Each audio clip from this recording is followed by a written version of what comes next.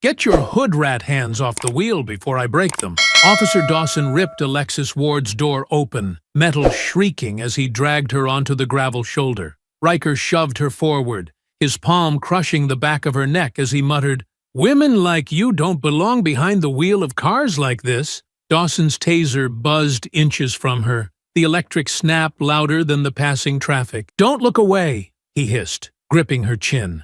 "I want you to remember who owns this road."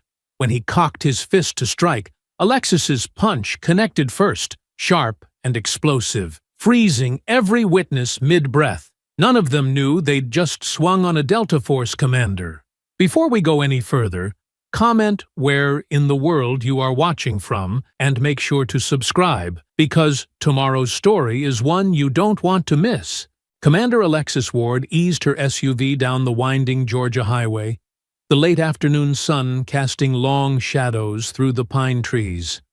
The drive from her mother's house usually brought her peace, a rare moment of quiet after years of classified missions. But today, something felt off. In her rearview mirror, 2 patrol cars had been following her for the past 15 minutes, hanging back just enough to make their presence known. Her trained instincts kicked in as she maintained a steady speed. Hands relaxed, but ready at 10 and 2 on the steering wheel. The cruisers suddenly accelerated, their engines roaring as they split apart, one cutting in front, while the other boxed her in from behind. The lead car swerved sharply, forcing her to brake hard. Her SUV lurched to a stop on the shoulder, gravel crunching under the tires. "Keep your hands where we can see them!" Deputy Dawson's voice boomed through a megaphone.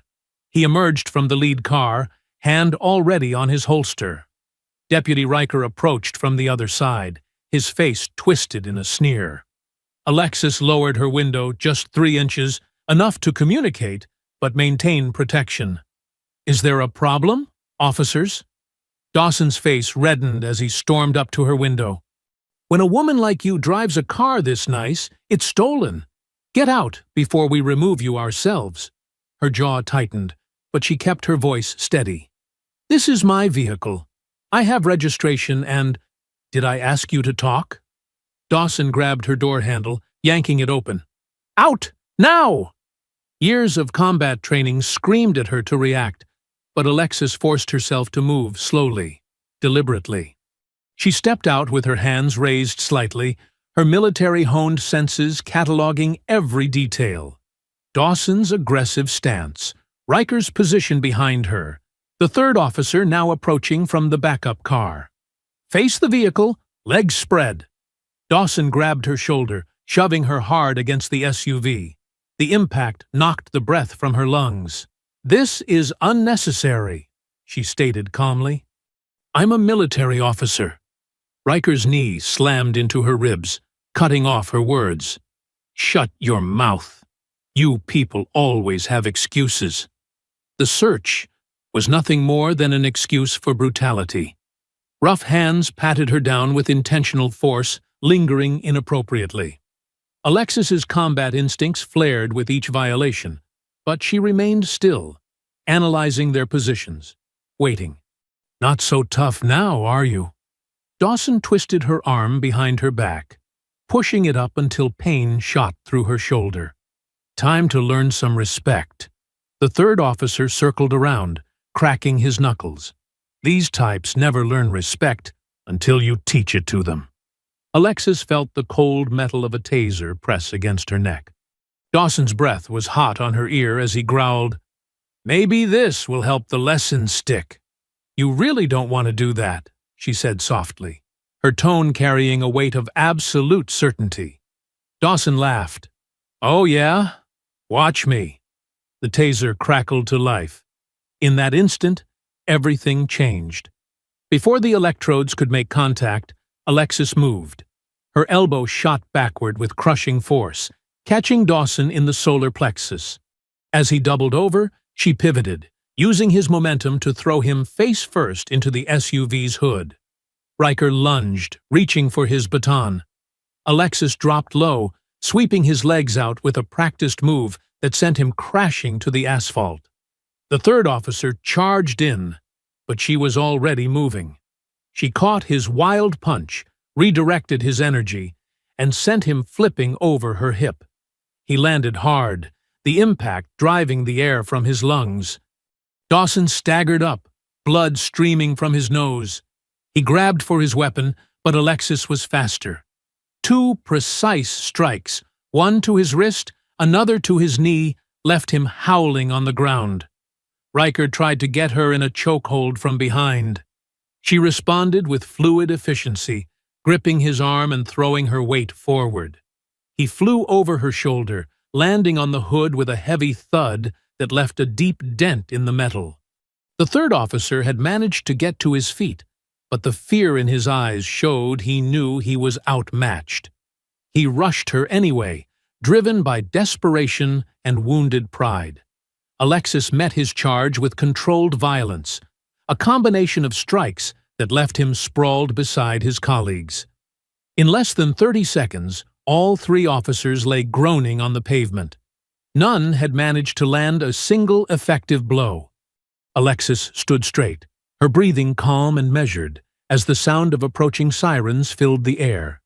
She didn't run. She didn't hide. She stood her ground, knowing this confrontation was far from over. The wailing sirens grew louder, but she remained perfectly still, her military bearing evident in every line of her posture. Dawson tried to push himself up, spitting blood onto the asphalt.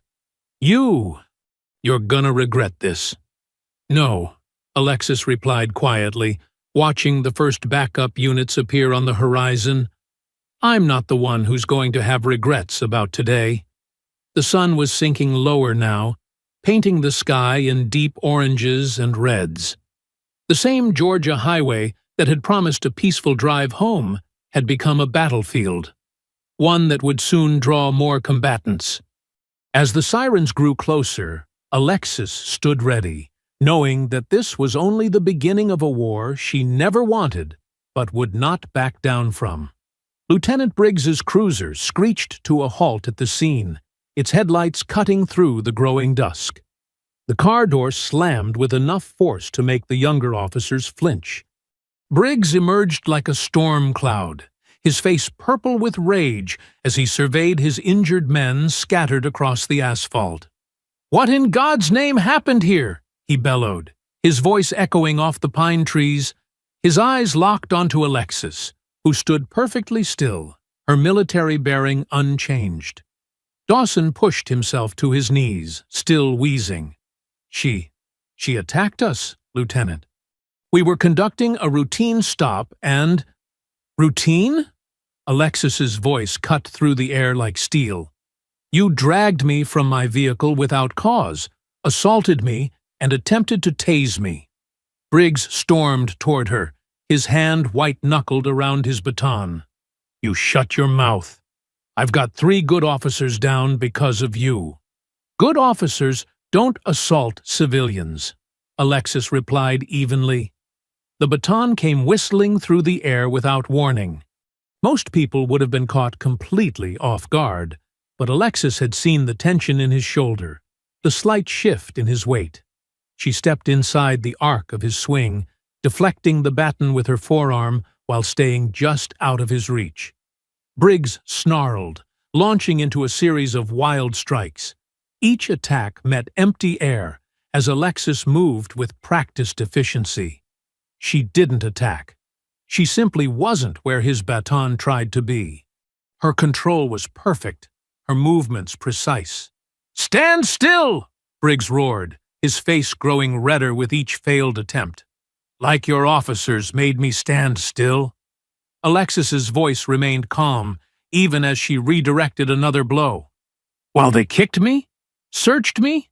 Threatened me?" A small crowd had gathered on the roadside. Cell phones recorded everything, their screens glowing in the deepening twilight. Briggs noticed them, and his fury doubled. "Get those phones," he ordered. "Confiscate every device. This is an active crime scene." Officers who had arrived as backup moved toward the witnesses, but their attention kept dragging back to Alexis. They'd seen what she'd done to their colleagues. None wanted to be next. Briggs launched another attack, this time aiming for her knees.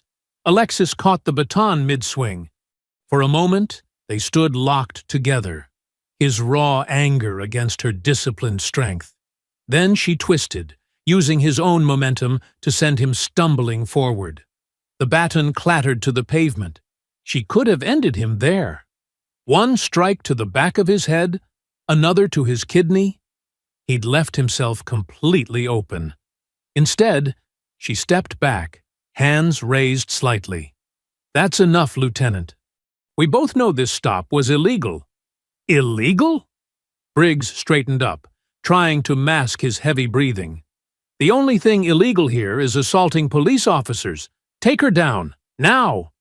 The backup officers hesitated, looking at their fallen colleagues, then at Alexis's calm stance.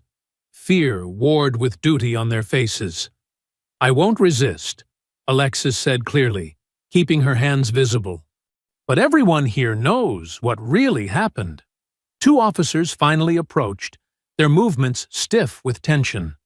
They grabbed her arms roughly, but she didn't fight as they pulled them behind her back. The handcuffs clicked shut with unnecessary force. "You're under arrest for assault on law enforcement officers, resisting arrest, and attempted murder," Briggs spat, retrieving his baton. He stepped close, his voice dropping to a whisper. "You have no idea what you've just started." As they led her to a patrol car, Alexis watched Briggs directing his men. "Secure the scene. I want every phone, every camera, and someone find out what happened to our dash cam footage." The drive to the county station was tense. Alexis sat silently in the back, observing everything through the cage partition. The officers up front kept glancing at her in the rearview mirror, their nervousness evident in every jerky movement. At the station, she was processed with deliberate slowness. Each step seemed designed to maximize discomfort and humiliation. Through it all, she maintained her composure, gathering intelligence. She noted which officers avoided eye contact, which ones seemed uncomfortable with the situation, and which ones followed Briggs's lead without question. From her position in booking, she could see Briggs in his office, orchestrating the cover-up. Officers cycled in and out, each leaving with specific tasks. One carried out the dash cam hard drives. Another began typing what would undoubtedly be a falsified report. "Computer systems acting up," an officer announced loudly. "Might lose some files tonight." Briggs's smile was cold. These things happen. Technology's never reliable. They placed her in a holding cell away from other inmates. The concrete walls were cold, the metal bench unyielding. Alexis sat with perfect posture, her training allowing her to find comfort in the discomfort. She'd survived worse conditions in far more hostile territories. Heavy footsteps approached. Briggs appeared at the bars, his face set in a smug expression. He'd regained his composure, apparently confident in his ability to control the narrative. "No judge in this county will believe your story," he said, tapping his baton against the bars. "It'll be your word against 3 respected officers. And now look at you, just another violent offender in a cell." The fluorescent lights hummed overhead as 2 officers led Alexis through the booking area. Her muscles ached from the hard metal bench, but she kept her posture straight, her face composed. The night had been long, filled with the echoes of drunk tanks and the occasional shouts of other inmates. "Processing for release hearing," one officer announced, refusing to meet her eyes. The booking sergeant typed slowly, deliberately drawing out each click of the keyboard. Lieutenant Briggs burst through the door, a thick folder tucked under his arm. His smile was all teeth and malice. "Going nowhere just yet. Got some paperwork to file first." He slapped the folder down, spreading out multiple charge sheets. "Assault on law enforcement officers. That's 3 counts. Resisting arrest. And my personal favorite?" He held up the last form with theatrical flair. "Attempted murder." "That's absurd," Alexis said quietly, noting how several nearby officers shifted uncomfortably. "Is it?" Briggs's voice dripped with mock concern. "Officers Dawson and Riker tell a different story. How you exploded into violence during a routine stop. How you used military-style attacks that could have killed them. They're both in the hospital, by the way, thanks to you." "I want my phone call," Alexis said, "and I'm requesting legal counsel." "Oh, certainly. We're all about proper procedure here." Briggs's laugh was harsh. "Unlike some people who think they can assault officers without consequences." The phone call was brief. Within an hour, Harper Lane strode into the station, her heels clicking purposefully against the linoleum. Her sharp eyes took in everything: the officer's body language, the hastily posted duty roster changes, the way Briggs hovered near the booking desk. "I'm representing Commander Ward," Harper announced, her voice carrying. "I need to see all charging documents and incident reports immediately." Briggs tried to stare her down. "We're still processing the paperwork. These things take time." "Fascinating," Harper replied, "especially since you've already leaked details to the press. I saw the morning news segment about the dangerous veteran who attacked your officers." She turned to Alexis, speaking quietly but clearly. "This county has a history of protecting abusive officers. 8 similar incidents in the past year alone, all buried, but they've never tried to frame someone with your credentials." "The dash camera footage will clear this up," Alexis said. Harper's smile was grim. "Let me guess. Technical difficulties?" "Equipment malfunction," Briggs cut in. "Real shame. But we have 3 officers' sworn statements about her unprovoked attack." "3 identical statements, I'm sure," Harper replied. "We'll be requesting federal oversight. The pattern of civil rights violations in this department is too clear to ignore." While Harper argued with Briggs about bail conditions, Alexis observed the station's operations. She noted which officers handled evidence, which ones managed the computers, who had access to the security footage. Every detail was valuable intelligence. Through the station's windows, she could see news vans gathering. A reporter was already doing a live stand-up, gesturing toward the building. On the break room television, a local anchor read from a statement. Sources within the department described the suspect as mentally unstable, possibly suffering from PTSD. "They're pushing hard to control the narrative," Harper muttered, returning with release papers. "But they made mistakes. The timing of the report submissions, the missing footage, the escalation of charges, it all shows coordination. We can use that." The bail process took another 2 hours. Every signature was scrutinized, every form double-checked. Briggs watched it all, his presence a clear message of intimidation. Finally, Alexis stepped out into the harsh Georgia sun. News cameras swung toward her, but Harper stepped in front, blocking their shots. "No comments at this time. Any questions can be directed to my office." The drive home felt surreal. Every patrol car they passed seemed to slow down, officers craning their necks to look. Harper's words rang in Alexis's mind. "They'll try to isolate you, make you feel watched. Don't let them." Her mother's neighborhood was buzzing with unusual activity. Neighbors stood in clusters, conversation dying as Alexis's car passed. A news van idled at the corner, the reporter perking up at her approach. "I'll have my team start building the case," Harper said as they pulled up to Alexis's house. "We'll need to move fast before they destroy more evidence. Are you sure you don't want to stay somewhere else?" "This is my home," Alexis replied simply. "I won't be driven out." Harper nodded, understanding. "Call me immediately if they try anything. And Commander, be careful. Men like Briggs are most dangerous when they're scared." Alexis walked up her front path, aware of the cameras watching, the neighbors peeking through curtains. Her phone buzzed continuously, news alerts, social media mentions, messages from unknown numbers. The local station's website already had a headline. Violent veteran attacks officers during traffic stop. Inside, her house was quiet, untouched. The silence felt like a refuge after the chaos of the jail. She closed the door, shutting out the world's noise, but her phone kept vibrating. Another alert.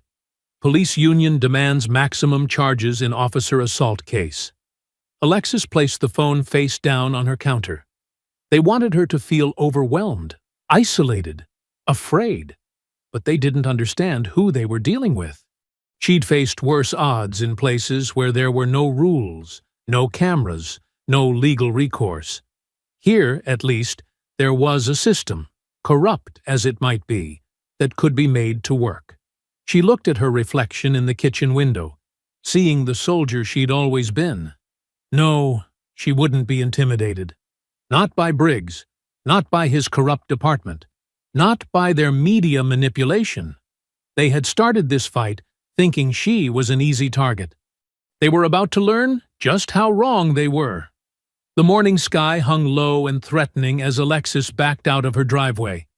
News vans had finally cleared out, but she spotted a patrol car parked 2 blocks down, poorly hidden behind a neighbor's oak tree.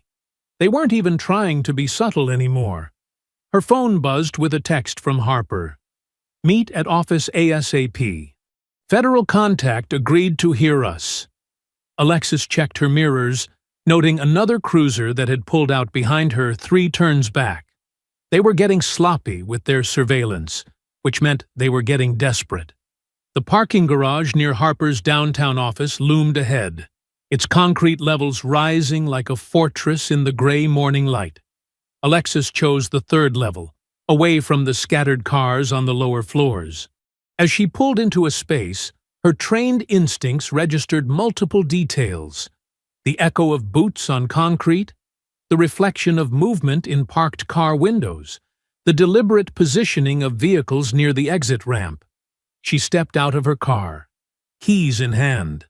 "I know you're here," she called out, her voice carrying across the empty level. "Let's skip the theatrics." 4 deputies emerged from behind pillars and vehicles. She recognized Deputy Slate from booking, his young face tight with nervous energy. The others were older, harder-looking. All carried batons, and their stance made it clear this wasn't an official visit. "Lieutenant said you might cause problems," the largest deputy growled, tapping his baton against his leg. "Said we should make sure you understand how things work around here. Before you meet those feds," another added, circling to her left. "Accidents happen in parking garages all the time, especially to people who don't know when to keep quiet." Alexis remained still, analyzing distances, positions, angles. They had planned this poorly, too spread out, too focused on blocking exits rather than coordinating their attack. Amateur mistakes that would cost them. "Last chance to walk away," she offered, knowing they wouldn't take it. Slate rushed in first, eager to prove himself. His baton swing was wide, telegraphed.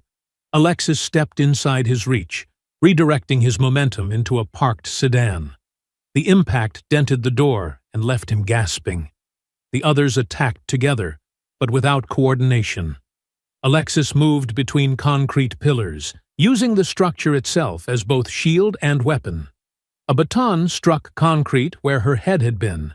She grabbed the weapon, twisting it and its wielder into another deputy's charge. They collided hard, cursing and stumbling. Alexis seized the moment to disable Slate, who was trying to stand. A precise strike to his knee dropped him back down, followed by a controlled chop to the nerve cluster in his shoulder. He crumpled, conscious but unable to rejoin the fight. "Federal assault now," one deputy snarled, drawing a taser. "You're just making it worse." Alexis caught his wrist as the taser sparked, directing the electrodes into his partner's chest. The man convulsed and dropped.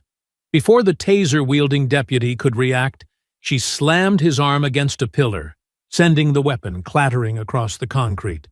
The largest deputy bull-rushed her, trying to pin her against a car. Alexis used his momentum, adding to it with a hip throw that sent him skidding across the rough surface. He rolled to his feet, spitting blood, and charged again. This time she met him with his fallen partner's baton, striking pressure points in rapid succession. He went down hard, clutching his paralyzed arm. The remaining deputy backed away, fumbling for his radio. Alexis closed the distance in 2 steps, trapped his hand before he could key the mic, and disarmed him with a wrist lock that left him kneeling in pain. "Stay down," she ordered, applying just enough pressure to make her point clear. "Unless you want to explain to the medics exactly how you dislocated your own shoulder." The garage echoed with groans and ragged breathing. Alexis retrieved her phone, documenting the scene methodically. The weapons they'd dropped, the positions of the deputies, the damage to vehicles. She sent everything to Harper with a quick text. Attempted assault in parking garage. 4 deputies. Need cleanup. Slate tried to speak through pain-clenched teeth. "You don't understand. He'll kill us if we don't stop you." "Then you should have thought harder about who you work for," Alexis replied, checking each deputy's condition. None had life-threatening injuries, but they wouldn't be swinging batons again anytime soon. Footsteps echoed from the lower level. Civilians drawn by the noise.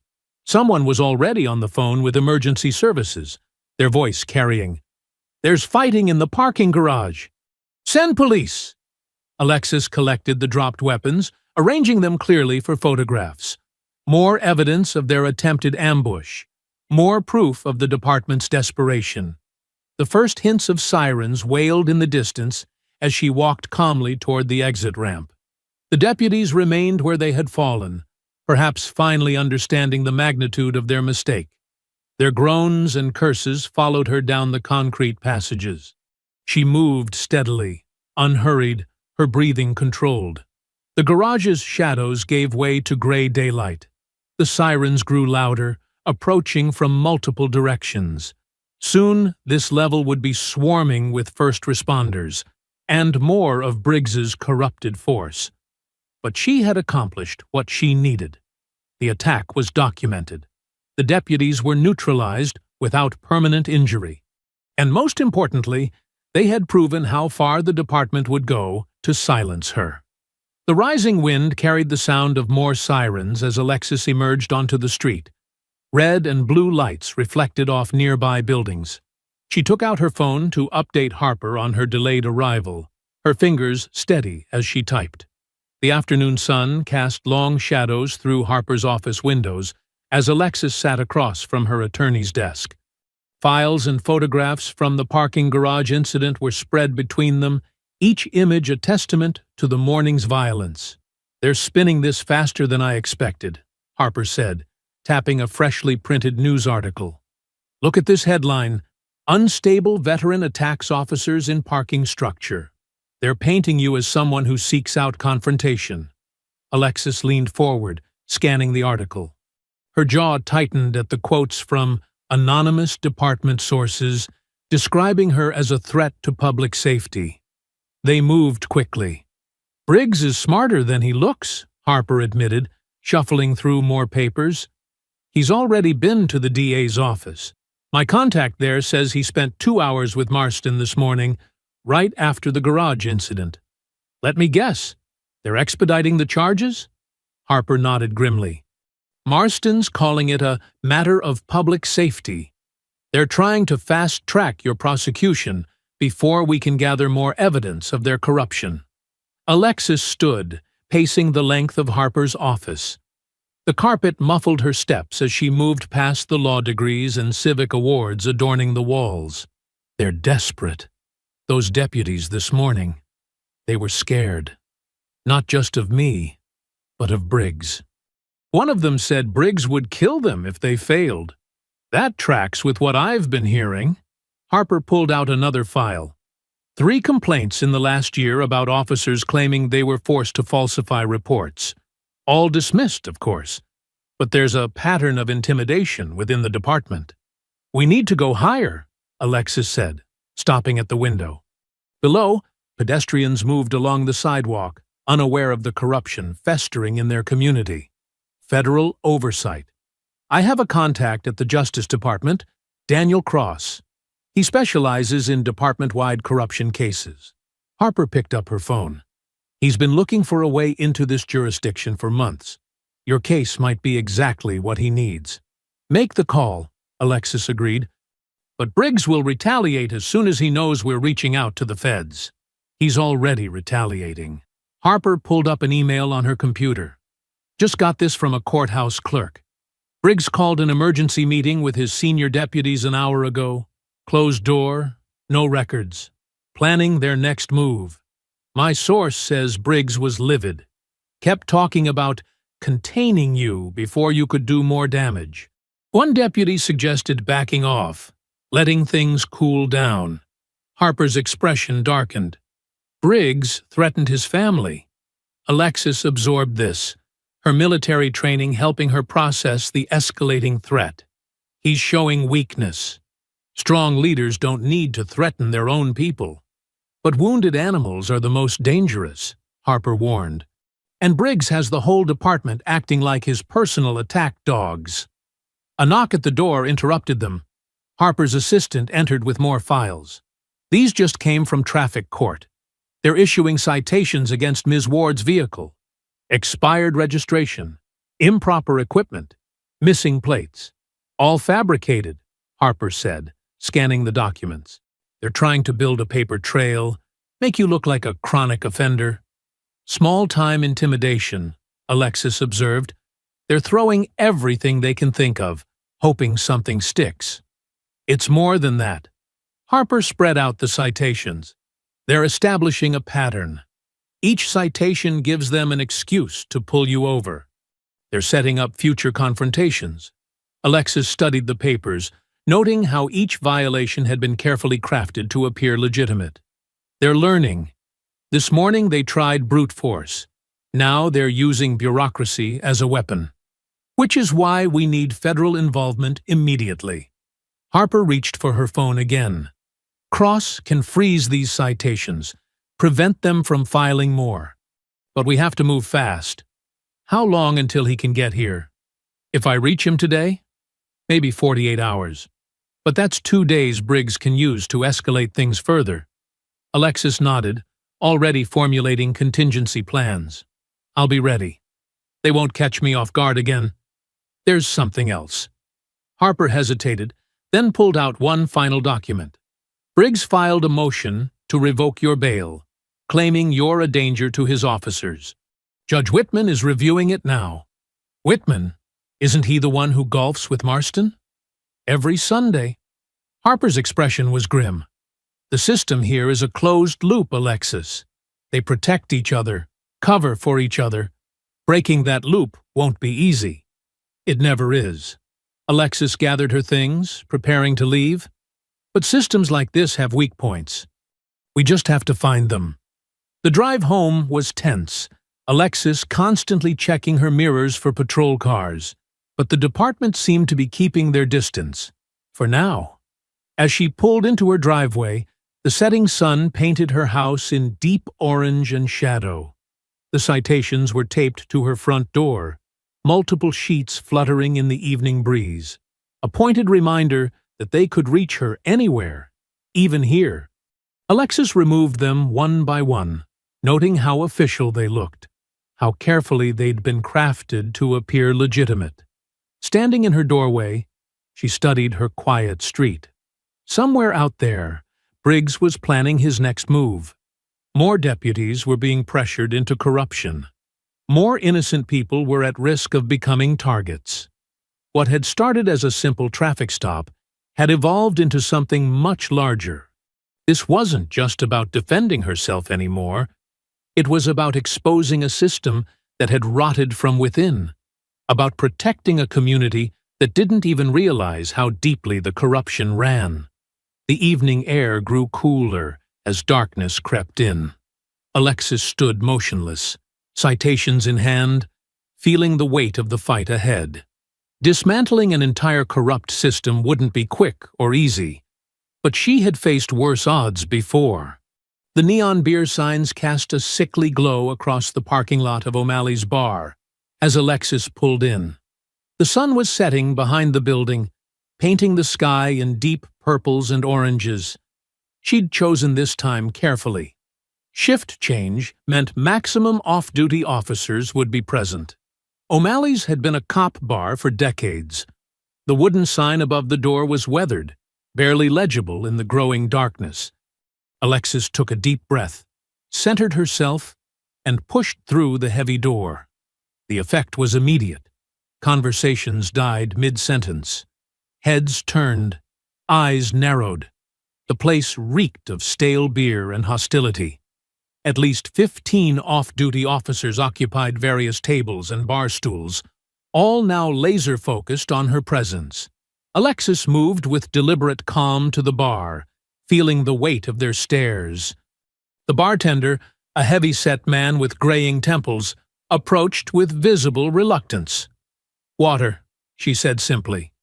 He placed a glass in front of her without comment, then retreated to the far end of the bar, where a cluster of officers huddled, speaking in low voices.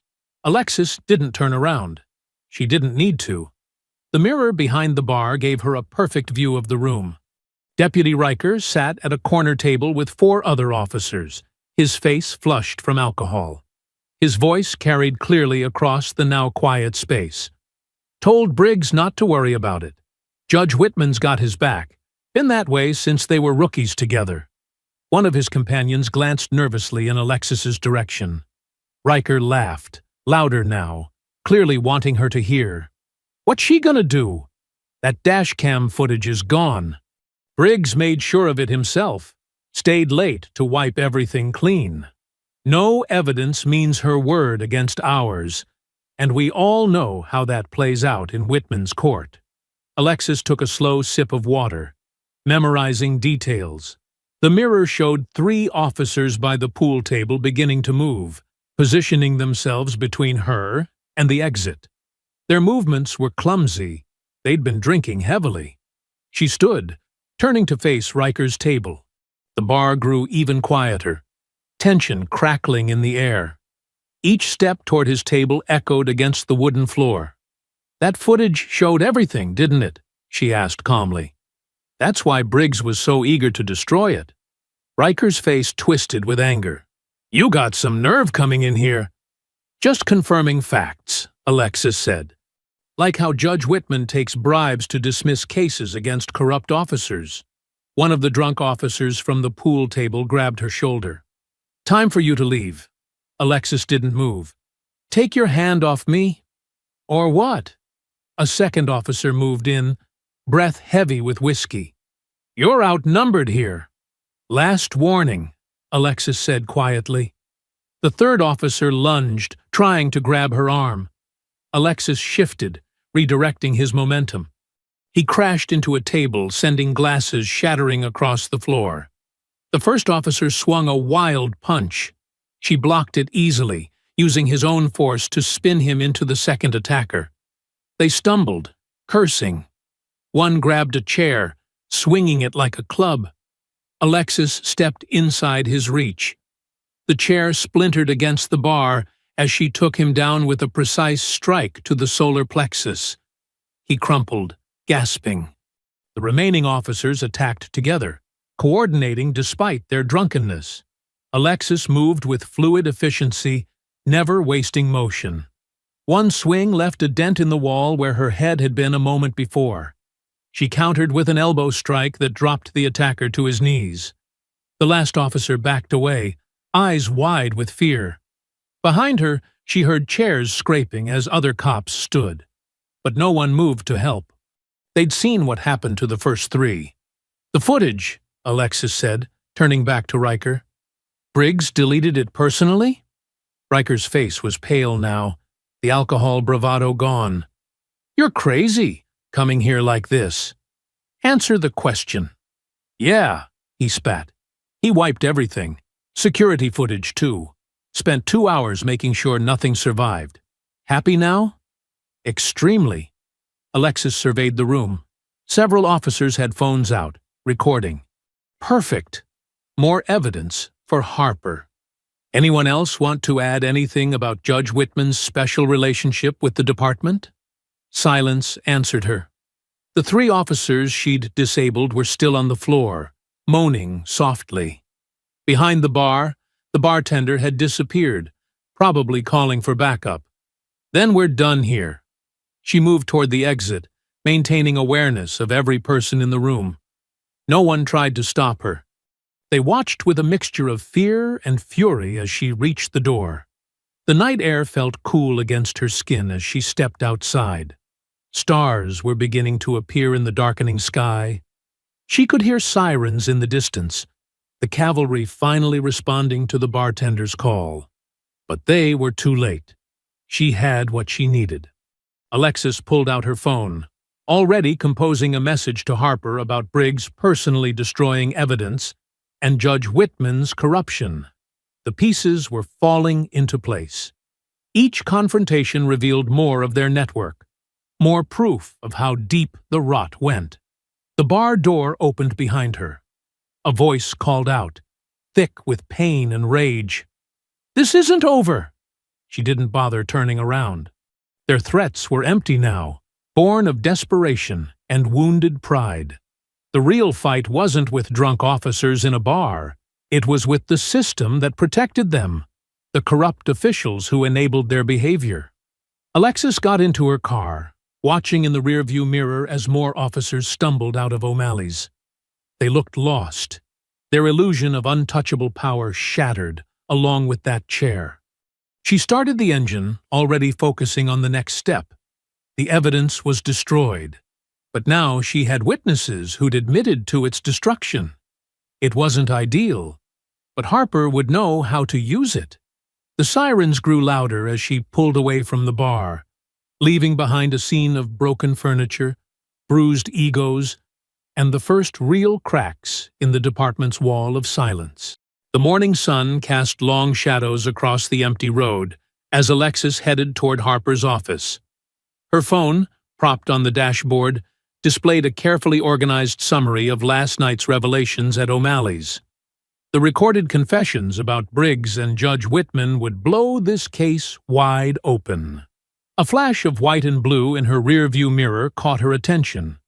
A patrol SUV had appeared behind her, following uncomfortably close. Alexis checked her speed, exactly at the limit. The SUV's grille filled her mirror, close enough that she could make out the driver's face. Officer Matthews, one of Briggs's most loyal attack dogs. "Here we go," she muttered, gripping the wheel tighter. The patrol vehicle swerved into the oncoming lane, engine roaring as it pulled alongside her. Matthews' partner Reynolds sat in the passenger seat, both men wearing expressions of pure hatred. Alexis maintained her speed, watching as Matthews jerked his wheel toward her. The first impact was tentative, a warning bump that made her tires squeal. She countered with a defensive driving technique, maintaining control while appearing to struggle. "Come on," she said quietly. "Show me what you're really here for." As if hearing her challenge, Matthews slammed his SUV into her car with full force. The impact sent shudders through her vehicle. But Alexis was ready. She'd already activated her phone's camera, mounted to capture everything. The road ahead curved sharply to the right, bordered by a steep ditch. Matthews accelerated, trying to pin her against the guardrail. Instead of fighting it, Alexis tapped her brakes. The patrol SUV shot forward, overshooting its mark. "Amateur hour," she said, watching Matthews struggle with his steering. His vehicle fishtailed, tires leaving black streaks on the asphalt. Reynolds grabbed the dashboard, panic clear on his face. Alexis executed a perfect pursuit intervention technique, a precision tap to the patrol SUV's rear quarter panel. The effect was devastating. Matthews overcompensated, sending the vehicle into an uncontrollable spin. The patrol SUV careened across both lanes, hit the shoulder, and rolled once before settling in the ditch. Steam hissed from the crumpled hood. Alexis pulled over, positioning her car to block any escape routes. Matthews kicked his door open, stumbling out with his hand on his holster. "You're dead!" he screamed, but his voice shook. Blood trickled from a cut on his forehead. "Stay where you are," Alexis called out, phone recording everything. "Keep your hands visible." Reynolds emerged from the passenger side, already reaching for his radio. "Unit 47, officer down!" Alexis moved with practiced efficiency. 2 quick strikes dropped Matthews before he could draw his weapon. Reynolds backed away, fumbling with his radio. "Shots fired! Shots!" She closed the distance in 3 steps, sweeping his legs and pinning him face down.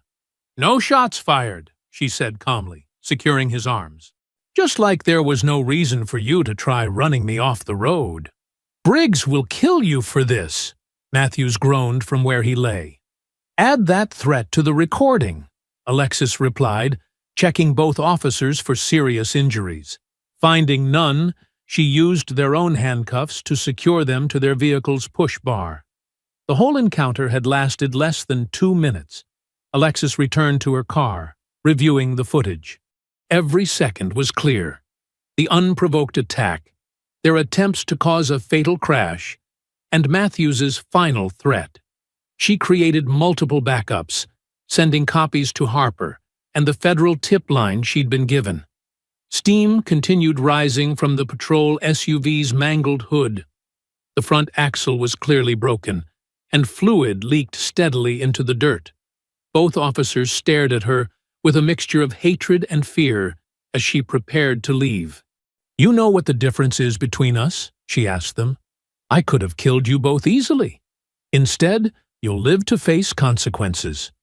She nodded toward her phone. "Everything's recorded. Your careers are over." "Briggs owns this county," Reynolds spat. "You got nothing." "Look around," Alexis said. "Your vehicle's destroyed. You're handcuffed to your own bumper. Your attack failed completely." "Still think Briggs is winning?" Neither officer responded. In the distance, sirens began to wail. Likely their backup, finally responding to the aborted radio call. Alexis got into her car, checking the time. She'd still make her meeting with Harper, now with even more evidence of the department's desperation. "Backup's coming," Matthews called out weakly. "You won't get far." Alexis started her engine. "I'm not running. I'll be at my lawyer's office, filing assault charges against both of you. Feel free to send more officers. We'll add witness intimidation to the list." She pulled away smoothly, watching in her mirror as the patrol SUV's hood released another cloud of steam. The morning sun caught the smoke, making it glow like a signal fire. Let them come, she thought. Each attack only proved how corrupt they were, how far they'd go to protect their power.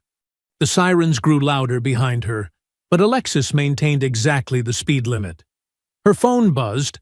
Harper had received the footage and was already preparing motions. The federal tip line had also responded, requesting an immediate interview.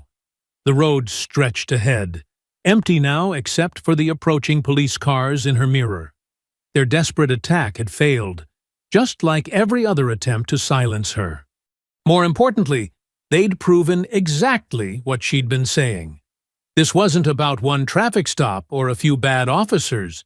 This was about a system so corrupt that its members would attempt murder in broad daylight, confident they'd face no consequences. Alexis checked her mirror one last time. The smoking patrol SUV was barely visible now, but she could imagine Matthews and Reynolds trying to explain this disaster to their arriving colleagues. Their story wouldn't match the video evidence. Their careers, built on bullying and corruption, were finally crumbling. She turned onto the highway leading to Harper's office, ready to add this latest attack to their growing mountain of evidence. Behind her, more sirens joined the chorus, the sound of a corrupt system in its death throes, lashing out with increasing desperation. Sunlight streamed through the windows of Harper's downtown office as Alexis spread printouts, photos, and video files across the conference table. Her morning confrontation with Matthews and Reynolds had left her jacket dusty, but she hadn't taken time to change. This evidence needed to be organized immediately. "They're getting bolder," Harper said, examining stills from the patrol SUV attack. Attempting murder in broad daylight? Briggs must be desperate. Alexis nodded, pulling up the bar footage on her laptop. Listen to this part again. She played a clip of Riker's drunken boasting about Judge Whitman's connection to Briggs. The audio was clear, despite the background noise. That's the missing link we needed, Harper said, making notes. Proves the corruption goes beyond the department. She paused as someone knocked on the office door. That should be our federal contact. Investigator Daniel Cross entered, his suit crisp despite the Georgia heat. He carried a thick folder and wore an expression of controlled anger. Commander Ward, he said, extending his hand. I've spent the morning reviewing your evidence. I apologize it took a murder attempt to get our attention. Just call me Alexis, she replied, studying his face for any sign of departmental loyalty. She found none, just professional determination. I've opened an official inquiry, Cross said, laying out his own files. Your documentation is exceptional. Military precision in the notes, multiple camera angles, clear chain of evidence. He tapped the photos of her original traffic stop injuries. But it's the pattern that concerns me most. This isn't random brutality. It's systematic. Harper pulled up more files on her computer. We've identified similar cases going back 5 years, all involving Lieutenant Briggs or officers under his command, all targeting black drivers, all with mysteriously missing evidence. Except this time, Alexis added, they picked someone who could fight back and knew how to document everything. Cross nodded grimly. My team visited the station this morning. The panic was immediate. Several officers suddenly requested vacation time. Others started shredding files until we stopped them. Briggs was there? Harper asked. Left as soon as he saw our badges, but not before we secured the computer systems. Cross opened his folder, revealing screenshots of internal emails. Your traffic stop wasn't spontaneous, Commander. They tracked your vehicle for days, planning the confrontation. Briggs personally selected the officers involved. Alexis felt her jaw tighten. Because I'm black and drive a nice car? Partially, but also because they'd observed you visiting your mother. They assumed having family in their jurisdiction would make you vulnerable to pressure. Cross's expression hardened.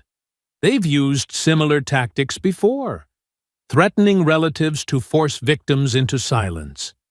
Not this time, Alexis said quietly, her voice carrying absolute certainty.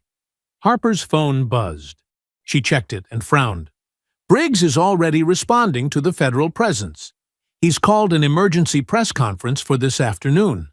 Let me guess, Alexis said. More claims about my military aggression issues? Worse, Harper replied. He's trying to paint you as a domestic terrorist. Says your combat training makes you a threat to public safety. She showed them the press release. He's demanding federal authorities arrest you, not investigate him. Cross shook his head. Classic deflection. But it won't work. We have his departmental emails discussing how to provoke you into a reaction. He wanted violence. He just didn't expect you'd survive it and document everything. They spent the next hour reviewing evidence for the preliminary hearing. Cross confirmed the federal investigation would take precedence over local charges, effectively neutralizing Judge Whitman's influence. Every new piece of evidence revealed deeper corruption, falsified reports, missing dashcam footage, coordinated harassment campaigns against other victims. The roadside attack this morning was sloppy, Cross noted, watching the video again. They're unraveling, making mistakes, which makes them more dangerous, Alexis said. Men like Briggs would rather destroy everything than lose control. Harper's assistant interrupted with more news. Multiple deputies had walked off the job, refusing to follow Briggs's increasingly erratic orders. Others were calling the federal tip line, offering to testify about years of misconduct. The thin blue line is cracking, Cross said. Once officers realize federal charges are possible, loyalty to Briggs becomes a liability. He won't accept that, Harper warned. His whole identity is built on power, on being untouchable. Then we make sure every attack backfires, Alexis said firmly. Every threat becomes evidence. Every attempt to silence us proves our case. They prepared for the preliminary hearing, scheduled for the following week. Harper organized witness statements from other victims. Cross added federal charges to the growing list of violations. Alexis provided tactical analysis of each confrontation, proving the escalating pattern of violence. One concern, Cross said as they finished. Briggs still has supporters in the department. They're watching your movements, logging your contacts. Standard intimidation tactics. Let them watch, Alexis replied. Every surveillance attempt is another civil rights violation to document. The meeting concluded with a clear strategy. Harper would handle legal proceedings, while Cross expanded the federal investigation. Alexis would continue gathering evidence while maintaining her defensive posture against further attacks. Stay alert, Cross advised as they prepared to leave. Briggs is the type to take this personally. His power structure is crumbling, and he knows it. Alexis gathered her files, noting how the evidence now filled multiple boxes. Each attempt to silence her had only made their case stronger. The very tactics meant to protect their corruption were exposing it instead. Harper walked her to the elevator. We'll need you back tomorrow to prepare for depositions. My security team can escort you. I'll be fine, Alexis assured her. They've learned direct confrontation doesn't work. The elevator opened to the lobby, its mirrored walls reflecting her determined expression. Through the glass doors, she could see the street clearly. An unmarked Crown Victoria sat across the intersection, its occupants poorly concealing their surveillance. Alexis straightened her jacket, checking that her phone was still recording. Let them watch, she thought. Let them see what real strength looks like. Every moment they spent monitoring her was another moment their corrupt system weakened. The department's desperation was becoming more obvious with each passing hour. Their power, built on decades of unchecked authority, was finally facing real consequences.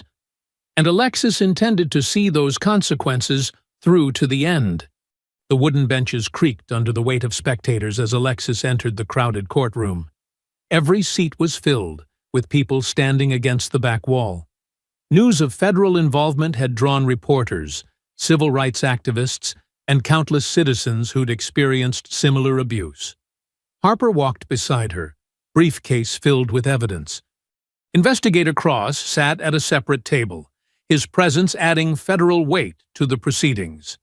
Across the aisle, Lieutenant Briggs and his department lawyer projected false confidence. Judge Marshall entered, and the room stood. Unlike Judge Whitman, who'd recused himself after his connections to Briggs emerged, Marshall had a reputation for independence. Her expression revealed nothing as she reviewed the morning's motions. "We'll begin with the federal evidence," Marshall announced, nodding to Investigator Cross. Cross approached the bench with a digital recorder and transcripts. "Your Honor, during our investigation of missing dashcam footage, we recovered backup audio from officer body microphones. Department policy requires these recordings be preserved for 90 days. They were deliberately hidden in a miscategorized archive." Briggs shifted in his chair as Cross connected the audio system. His lawyer whispered urgently in his ear. "The first recording is from Deputy Dawson's microphone, time-stamped to the initial traffic stop," Cross explained. The courtroom fell silent as Dawson's voice filled the space. "Look at this one. Driving Daddy's car, I bet. These people always trying to show off what they ain't earned." Riker's voice followed. "Time to teach some respect. Been too long since we had a good one."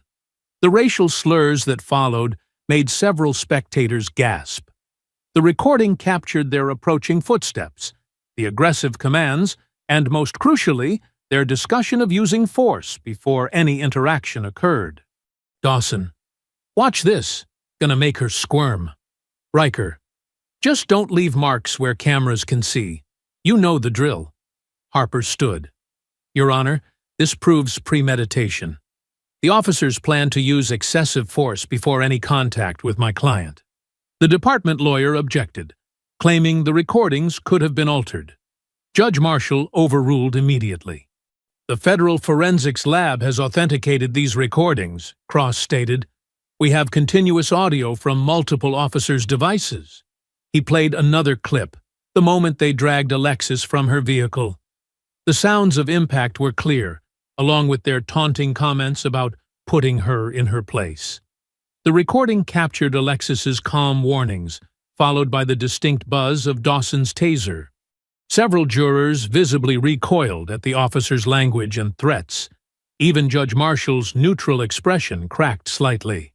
The prosecution has charged Commander Ward with assaulting officers and resisting arrest, Harper addressed the court.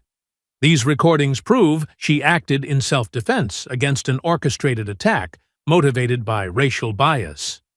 Briggs's face had turned deep red. His hands gripped the table edge until his knuckles went white. Cross presented more evidence, internal emails showing the department's pattern of targeting black drivers, testimony from officers who'd quit rather than participate in Briggs's schemes, data proving systematic evidence destruction. Your Honor, the department lawyer attempted, these recordings were obtained without proper... They were obtained through standard federal investigation protocols. Judge Marshall cut him off. And they revealed deeply disturbing conduct by law enforcement officers. Alexis watched Briggs carefully. His composure was crumbling. The carefully constructed image of authority he'd maintained for decades was dissolving in real time. Judge Marshall reviewed the transcripts again. Based on this evidence, I'm dismissing the charges of assaulting an officer and resisting arrest. Commander Ward's actions clearly constitute self-defense against excessive force and civil rights violations. A wave of whispers swept through the courtroom. Briggs shot to his feet. "This is nonsense," he shouted. "She attacked my officers. We can't let these people—" "Lieutenant Briggs," Judge Marshall's voice cracked like a whip. "Control yourself, or be held in contempt. Your choice of words is telling." Harper stood. Your Honor, given the clear evidence of civil rights violations, we move to dismiss all remaining charges against my client. So ordered, Marshall replied, without hesitation. Furthermore, I'm referring this matter to the Justice Department's Civil Rights Division for additional investigation. The gallery erupted in murmurs. Years of unchecked abuse were finally facing consequences. Alexis remained composed, but inside she felt the first real relief since that night on the highway. Briggs stormed out, shouldering past reporters. His lawyer trailed behind, already distancing himself from the collapse. "Commander," Judge Marshall addressed her directly, "I apologize for the ordeal you've endured. This court failed in its duty to protect citizens from abuse of power." Alexis nodded respectfully. "Thank you, Your Honor." After the judge departed, well-wishers surrounded Alexis and Harper. Cross joined them, his usually stern expression softened slightly. "This is just the beginning," he said quietly. "The federal investigation will continue. More victims are coming forward." "Good," Alexis replied. "The whole system needs exposure." They made their way through the courthouse halls, past cameras and microphones. Harper handled the press questions while Alexis moved steadily toward the exit. The noon sun felt warm and cleansing as she stepped outside. For the first time since the traffic stop, she felt the weight lifting. Not gone entirely. There would be more battles ahead. But the momentum had shifted. Truth was finally breaking through decades of silence and intimidation. Standing on the courthouse steps, Alexis watched citizens gathering, sharing stories of their own encounters with departmental abuse. Each person who spoke up added another crack to the wall of impunity Briggs had built. Harper joined her outside. The judge's ruling opens the door for civil suits. Other victims can now come forward with solid legal precedent.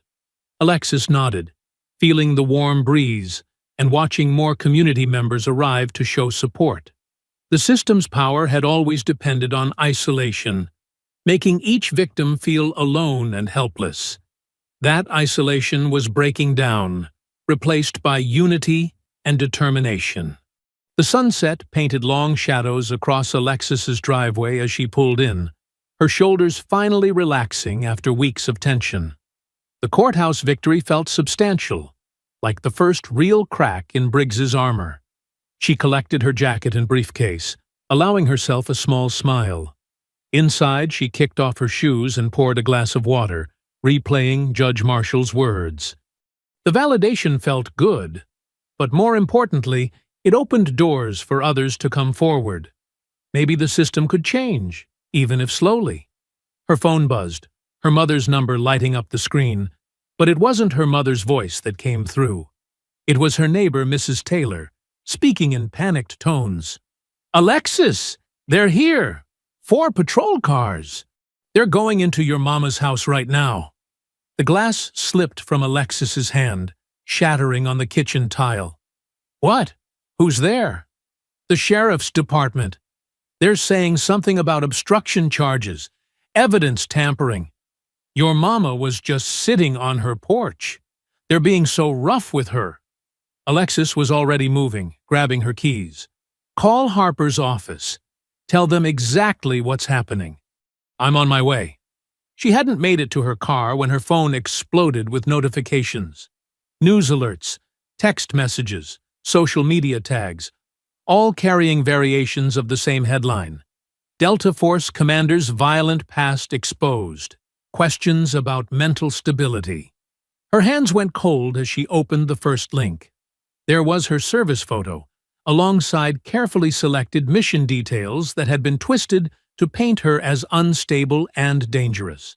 Classified information about her counterterrorism work had been leaked and deliberately misrepresented. The article quoted anonymous department sources describing her as trained in lethal tactics and potentially unstable from combat stress. They'd even dug up the names of teammates she'd lost, using their deaths to suggest she harbored deep-seated rage issues. Her phone rang again. Harper this time. "They're crucifying you on every channel," Harper said, without preamble. Briggs must have connections in military intelligence. This leak came from somewhere high up. "They have my mother." Alexis's voice was tight. 4 patrol cars at her house. "I know. I've got people heading there now. But Alexis, this is coordinated. They're trying to destroy your credibility before—" A loud knocking interrupted them. Through her window, Alexis saw camera crews assembling on her lawn. News vans were double parking along her quiet street. "They're here too," she told Harper. "Don't engage. Don't answer anything. They're trying to provoke a reaction they can use against you." The knocking became pounding. Camera flashes strobed through her windows as reporters pressed against the glass, shouting questions. "Commander Ward! Is it true you were discharged for excessive force? Did your combat experience make you attack those officers? Are you currently under psychiatric care?"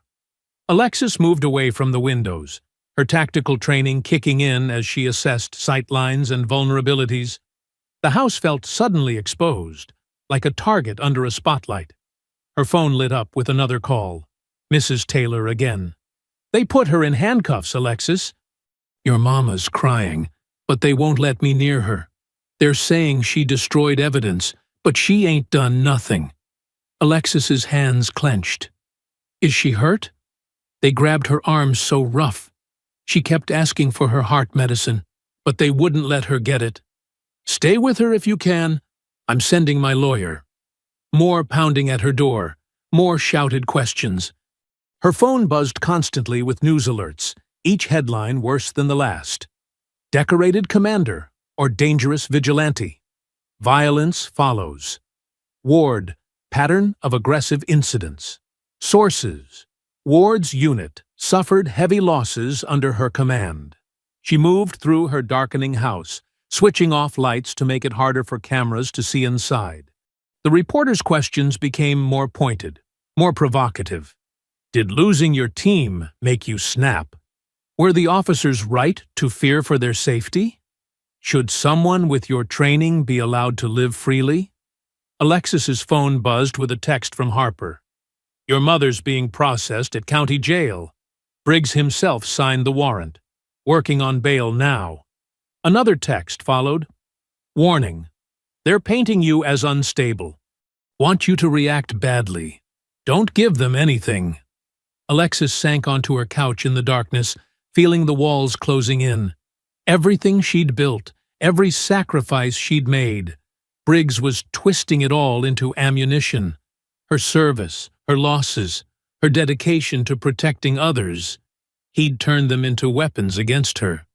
The reporters outside kept shouting, their questions designed to wound, Did you enjoy hurting those officers like you hurt enemy combatants? How many people died under your command? Are you a danger to the public? She thought of her mother, terrified and alone in a jail cell, denied her medication, thought of her teammates, their memories being twisted into tabloid fodder, thought of every person Briggs had ever abused, knowing he believed himself untouchable. The darkness felt heavy as Alexis sat motionless, letting the truth settle in her chest. The system wouldn't stop. It would keep coming, keep hurting people she loved, keep twisting reality until she was destroyed. Unless she destroyed it first. The camera flashes continued outside, lighting up her living room in harsh bursts. But Alexis barely noticed them now. Her mind was already shifting, analyzing patterns and weaknesses, identifying pressure points in Briggs's network of corruption. She'd tried playing defense, tried working within the system. That approach had just put her mother in jail and turned her service into a scandal. The darkness wrapped around her like a tactical cloak as she sat absolutely still, letting the rage focus her thoughts into cold precision. She'd fought against systemic evil before. She knew how to dismantle hostile networks, and she'd never lost when the mission truly mattered. Morning sunlight sliced through Alexis's bedroom blinds, casting tiger-striped shadows across her bare walls. She hadn't slept, hadn't even tried. The night had been spent processing intel, mapping connections, identifying weak points in Briggs's network. Her mother was still in custody, denied bail on obviously trumped-up charges. The media circus continued outside, though the crowd had thinned to just 2 persistent news vans. Their presence didn't matter anymore. She was done playing defense. Alexis moved through her morning routine with mechanical precision. Cold shower, protein bar, black coffee. Her tactical mindset had fully engaged, treating this like any other hostile network that needed dismantling. She packed her evidence files into a secured briefcase, recordings, timestamps, witness statements, financial records she'd gathered through back channels. The reporters perked up as she emerged from her house, but she ignored their shouted questions. Their cameras followed her to her SUV, desperate for any reaction they could twist into controversy. She gave them nothing. 20 minutes later, she walked into Harper's office. The attorney was already there with Investigator Cross, both looking grave as they watched a morning news segment about Alexis's troubled military past. They're really pushing the unstable veteran angle, Harper said, muting the TV. Your mother's still being held without— I know where this goes next, Alexis interrupted, setting her briefcase on the desk. Briggs will keep escalating until someone dies, so we end it first. She pulled out her files, spreading them across Harper's desk in precise rows. Private prison corporations showing massive profit spikes every time Briggs's department conducts special enforcement periods. Traffic stop quotas targeting specific neighborhoods. Kickback patterns disguised as consulting fees. Cross picked up one of the documents, eyebrows rising. "How did you get these financial records?" "I have contacts who owed me favors. Everything's authenticated." Alexis tapped another folder. 3 years of dash cam footage Briggs claimed was accidentally deleted. Backed up on private servers. Shows a clear pattern of targeted harassment and excessive force. Harper leaned forward. "This is exactly what we need. But it's also incredibly dangerous.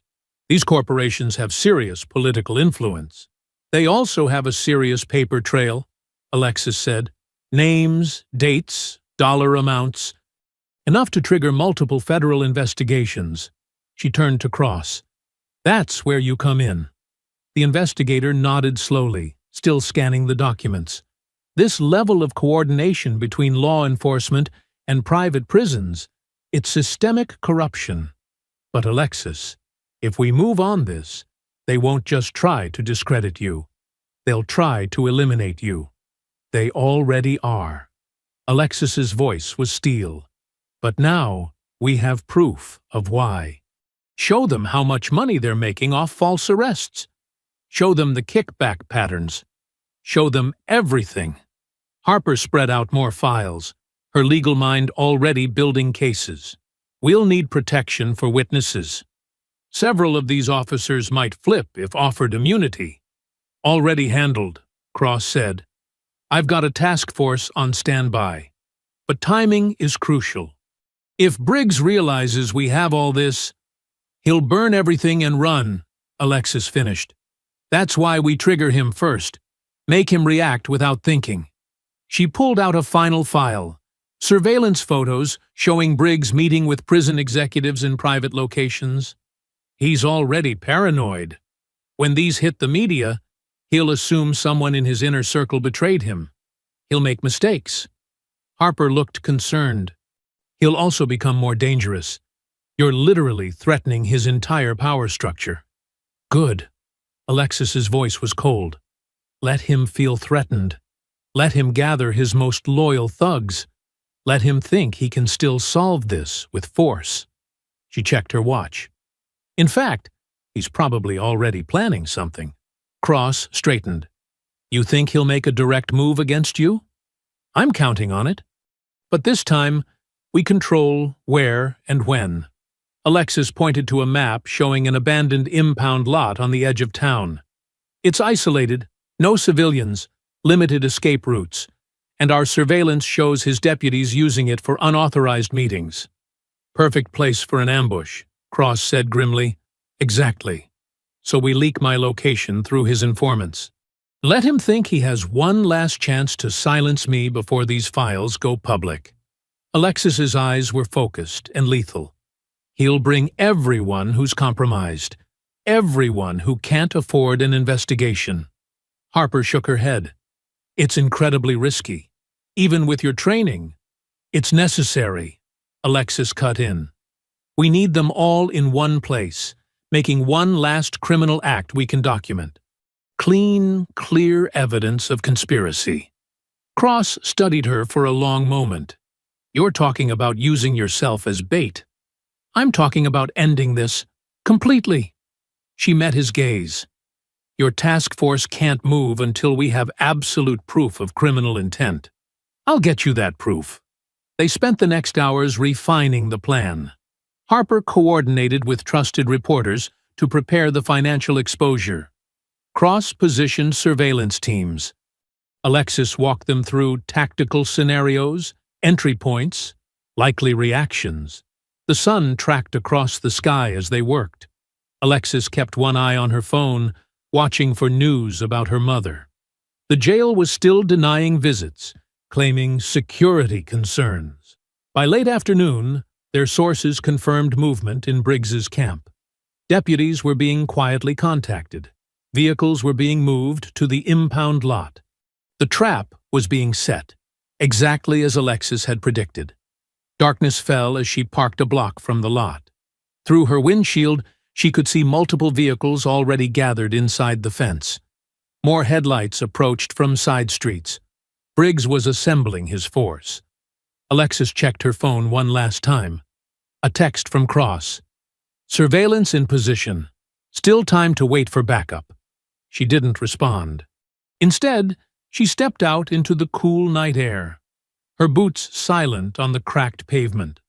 The lot's chain-link fence rattled softly in the breeze. Beyond it, shadowy figures moved between parked cars and storage containers. She could hear their muttered voices, the metallic sounds of weapons being checked. Briggs was gathering everyone who was compromised, everyone who had participated in his corruption. Just as she'd planned. Inside the dimly lit impound lot, Alexis walked steadily through pools of shadow cast by security lights. Briggs stood in the center of a loose circle.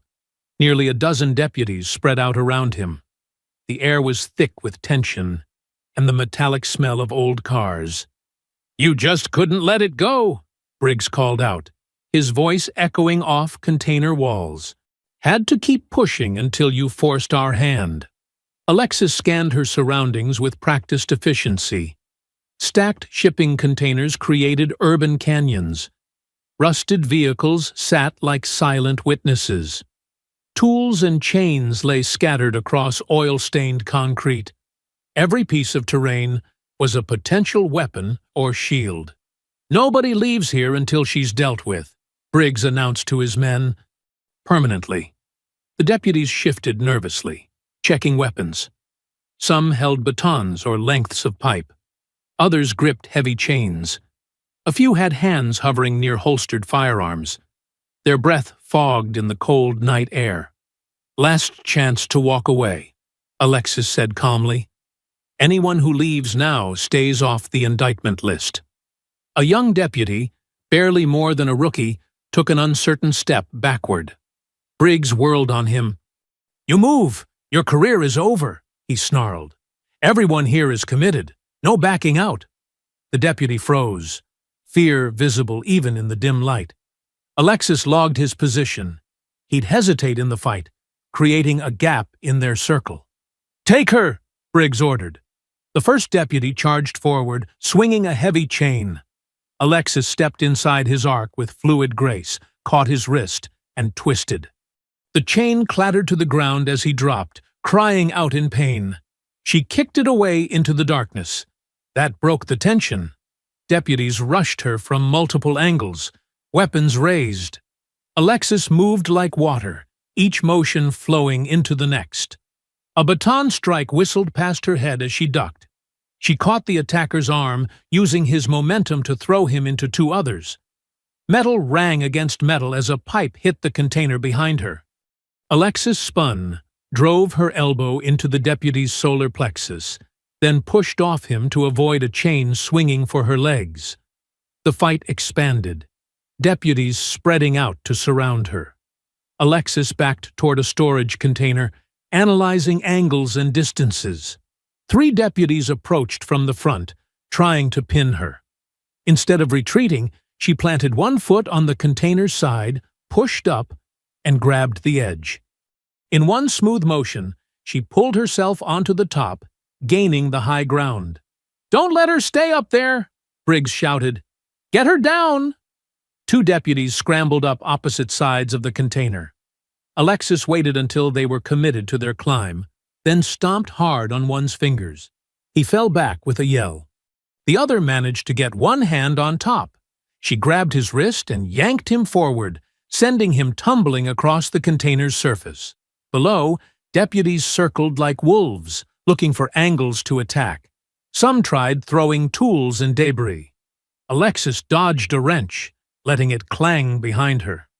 The elevation gave her precious seconds to study their positioning. Briggs had moved back, coordinating the assault. 4 deputies guarded the container's corners. 3 more spread out with chains and pipes, ready to strike if she descended. The rookie hung back, clearly uncertain. A deputy with a baton managed to climb up from behind. Alexis heard his boots on metal and spun. He swung wild, off balance on the uneven surface. She blocked with her forearm, trapped his weapon arm, and used his forward momentum to throw him off the container. He crashed into 2 others below. "Use your firearms!" Briggs screamed, losing composure. "End this!"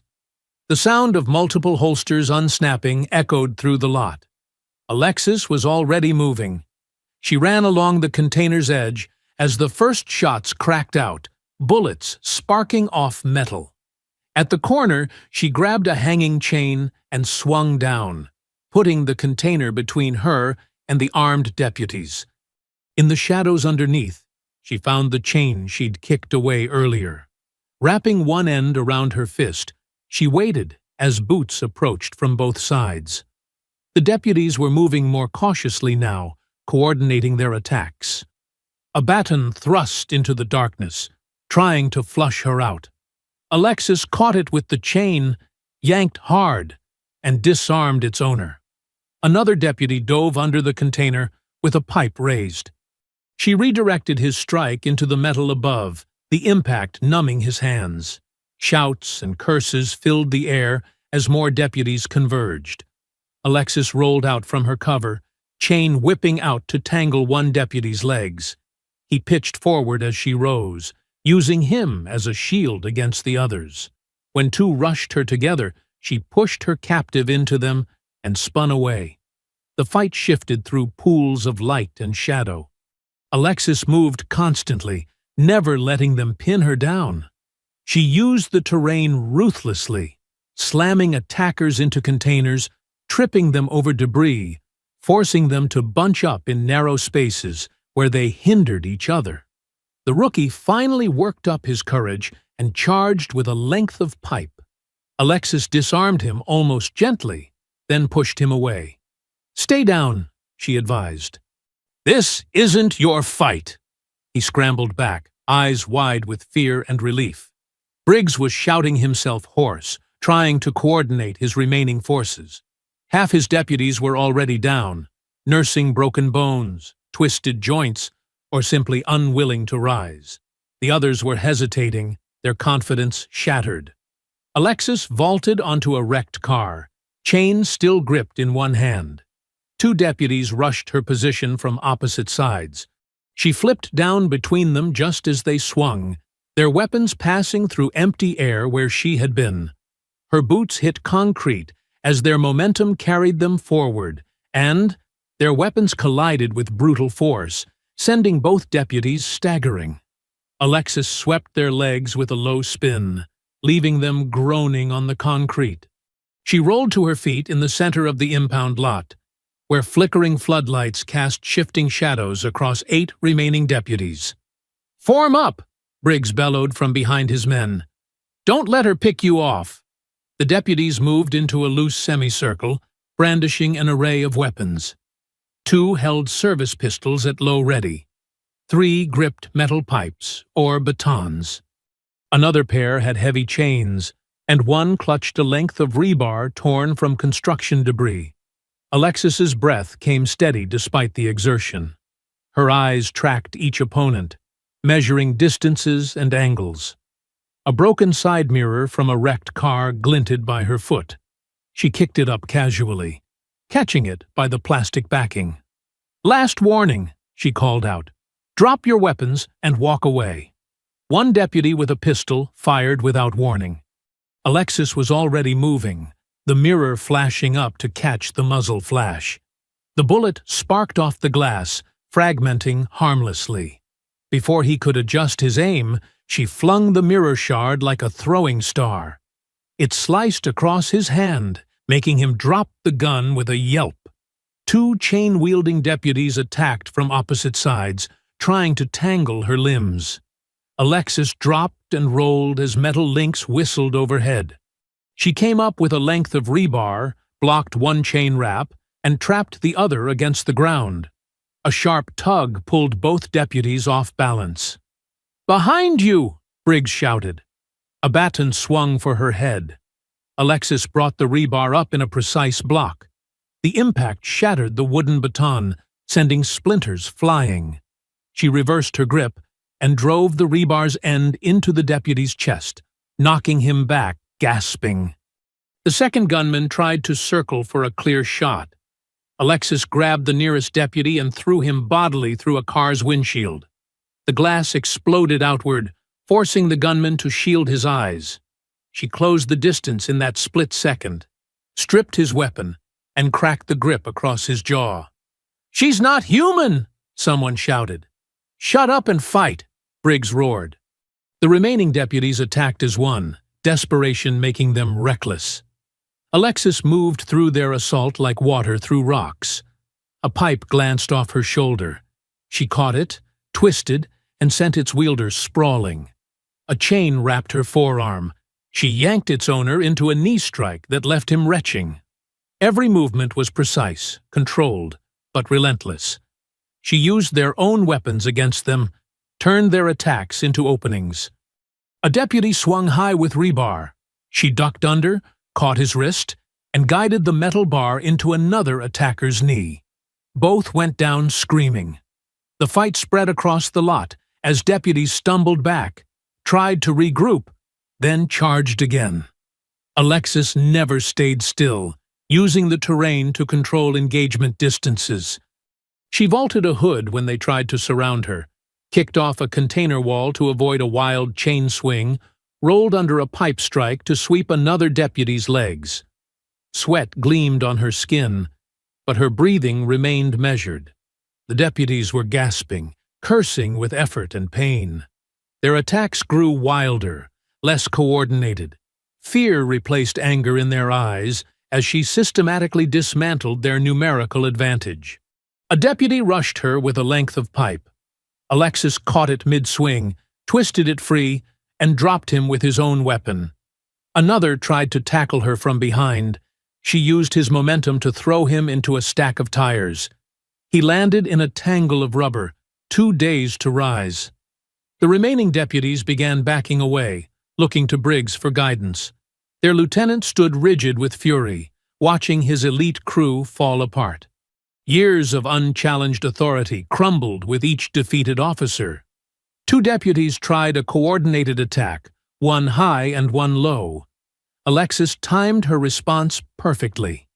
She caught the high strike, redirected it into the low attacker, then dropped both with quick strikes to vulnerable points. They collapsed, clutching bruised joints and muscles. Another deputy charged with a roar, swinging a heavy chain.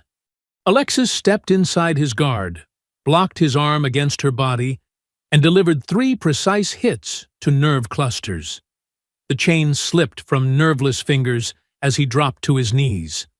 The last standing deputy, the one who'd fired first, retrieved his dropped pistol. His hand shook as he raised it. Alexis was already moving. She closed the distance before he could aim, trapped his gun arm, and applied careful pressure to his wrist. The weapon clattered to the ground as tendons stretched to their limit. "Please," he gasped. "Don't!" She released him with a small push. He stumbled back, then turned and ran into the darkness beyond the floodlights. The sound of his boots faded into the night. Alexis stood in the center of the lot, surrounded by groaning, defeated deputies. Some clutched injured limbs. Others lay still, conscious but unwilling to rise. The ground was littered with dropped weapons, chains, pipes, broken batons, and scattered debris. Her chest rose and fell with steady breaths as she took in the scene. Despite the intense combat, her movements remained fluid, controlled. She had fought with precision rather than anger, dismantling their assault with tactical efficiency. The floodlights buzzed overhead, casting harsh shadows across the battlefield. In their unsteady glow, Briggs stood alone, his face twisted with rage and fear as he gripped a steel pipe in white-knuckled hands. The weapon trembled slightly, betraying his terror as he faced the woman who had just defeated his entire crew. Briggs let out an animalistic roar and charged forward, the steel pipe whistling through the air in wild, desperate swings. His face was contorted with rage and fear, spittle flying as he screamed incoherently. The floodlights caught the metal's dull gleam as it sliced toward Alexis's head. She shifted her weight slightly, letting the pipe pass within inches of her face. The breeze from its passage barely stirred her hair. Briggs stumbled forward, thrown off balance by his own momentum, and fury. "Stand still and fight," he bellowed, recovering for another swing. Alexis remained centered, tracking his movements with practiced ease. "You're done, Lieutenant! Drop it!" He responded with another wild assault, the pipe cutting violent arcs through the air. Each swing grew more erratic than the last, his technique degrading into pure desperation. Alexis weaved through the attacks, her movements economical and precise. "You ruined everything!" Briggs screamed. The pipe crashed against a nearby container when she sidestepped, sending metallic echoes across the lot. Years of control, respect, gone because of you. Respect? Alexis's voice remained level despite the lethal dance. "You mean fear. That's all you ever had." He swung the pipe in a vicious horizontal strike. This time, instead of evading, Alexis stepped into his guard. Her forearm caught the pipe mid-swing, trapping it against her body. The impact was jarring, but her technique absorbed the force perfectly. Briggs tried to wrench the weapon free, but Alexis had already secured her grip. She shifted her weight, applying targeted pressure with her forearm braced against the pipe's length. The metal groaned, then snapped with a sharp crack that echoed off the surrounding containers. Before Briggs could release his end, Alexis flowed into a joint lock. Her hands found precise pressure points as she controlled his wrist and elbow. He tried to resist, but physics and leverage were absolute. "No," he started to say. Alexis completed the motion. There was a wet popping sound as his elbow dislocated, followed by a distinct crack as the arm broke cleanly. Briggs's scream cut through the night air. He dropped to his knees, cradling his ruined arm. "You crazy he choked out through clenched teeth. "I'd think carefully about your next words," Alexis said quietly. She maintained the joint lock with one hand, ensuring he stayed down. "Federal agents are recording everything now." Briggs's head snapped up. Through the pain sweat on his face, she saw the moment he registered the new arrivals. Investigator Cross stood at the lot's entrance with several FBI agents, their weapons drawn. More importantly, multiple cameras and recording devices were pointed directly at the scene. "This is your one chance," Alexis continued, applying subtle pressure to remind him of his position. "Confess, all of it. The traffic stop setup, the evidence tampering, the coordination with the private prisons, everything. I don't know what you're—" He cut off with a gasp as she shifted her grip slightly. "Wrong answer." Her voice remained steady. "Let's start with the dash cam footage you deleted. Walk us through exactly how that happened." Briggs tried to squirm free, but the joint lock was absolute. Sweat ran down his face as he looked frantically between Alexis and the advancing federal agents. His resistance crumbled. "Fine," he spat. "I ordered the footage erased. Had IT wiped the whole system to cover our tracks.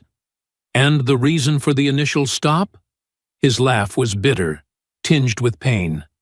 "We target them all. Anyone black in a nice car gets stopped, searched, arrested if possible. Keeps the private facilities full, keeps the kickbacks flowing." "Who else is involved?" Cross called out as he approached, recorder extended. "Half the department. Judge Maxwell." "D.O. Reynolds." Briggs's words tumbled out now, his composure shattered. "They all get their cut. Been running it for years." Alexis maintained the hold as Cross moved closer, documenting every detail. Around them, federal agents were securing the conscious deputies, reading rights and applying cuffs. Medical teams began arriving to treat the more seriously injured officers. "And my mother?" Alexis asked quietly. "The false arrest?" "Insurance," Briggs grimaced. "Thought we could pressure you to back off. Should have known better. Should have seen what you were when you dropped my men that first day." Red and blue lights began strobing across the lot as more law enforcement vehicles arrived. The flashing colors painted surreal patterns across the scattered weapons and fallen deputies. evidence teams moved in, photographing and documenting the scene. "That's enough for now," Cross said, stopping the recording. He nodded to nearby agents. "Take him." Two FBI agents approached with cuffs. Alexis released the joint lock smoothly, stepping back as they secured Briggs. He swayed on his knees, pale and sweating, as they recited his rights. "This isn't over," he snarled as they pulled him to his feet. "You have no idea who you're dealing with." "Actually," Cross said, "we have exactly what we need. Your confession, plus the evidence we've gathered? Your entire network is done." They began leading Briggs away. His composure cracked completely as the reality of his situation hit home. He started screaming, hurling threats and obscenities that echoed off the containers. Alexis stood motionless, watching as they dragged him toward a waiting vehicle. The flashing emergency lights cast alternating shadows across her face. She remained silent, her expression neutral, as Briggs's shouts faded into the night. Around her, the impound lot had transformed into a full crime scene. Evidence markers dotted the ground. Photographers documented the fallen deputies and scattered weapons. Federal agents moved with purpose, securing suspects and gathering testimony. The corrupt system Briggs had built was being dismantled piece by piece under the strobing lights. Morning light streamed through the tall windows of the federal building, casting long shadows across the polished floor. Alexis sat in Investigator Cross's office, a cup of untouched coffee growing cold on the desk before her. Harper Lane sat beside her, legal papers spread across her lap, while Cross leaned against his desk with a satisfied expression. "The dominoes are falling fast," Cross said, holding up a fresh report. Briggs's confession opened the floodgates. Deputies are turning on each other, everyone trying to cut a deal before it's too late. Harper nodded, rifling through her documents. "The evidence is overwhelming. Briggs, Dawson, and Riker are facing multiple federal civil rights violations. The conspiracy charges alone carried decades of prison time." "What about the others?" Alexis asked, her voice steady. "The DA submitted his resignation this morning," Cross replied. "Didn't even try to fight it. Judge Maxwell is under investigation by the Judicial Review Board. The sheriff's entire command structure is being dismantled." Alexis took a slow breath, processing the rapid changes. Just days ago, these men had seemed untouchable, protected by their badges and a corrupt system. Now they were falling like playing cards in a strong wind. "Your mother's release papers were processed an hour ago," Harper added softly. "All charges have been expunged. The county is already talking settlement to avoid a lawsuit." A tight knot in Alexis's chest finally began to loosen. Her mother's false arrest had been the cruelest part of Briggs's retaliation.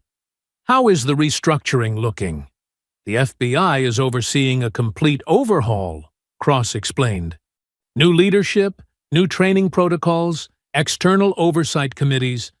They're using this case as a template for reforming other troubled departments." He pulled up a news website on his computer monitor, turning it so Alexis could see. The headlines were a stark contrast to the smear campaign of just days before. "Delta Force Commander exposes police corruption. Hero veteran stands up to systemic abuse. Corrupt officers face federal charges." "Public opinion has shifted completely," Harper said. "You're being hailed as a whistleblower who exposed decades of institutional racism and abuse of power. People are calling for national reforms based on your experience."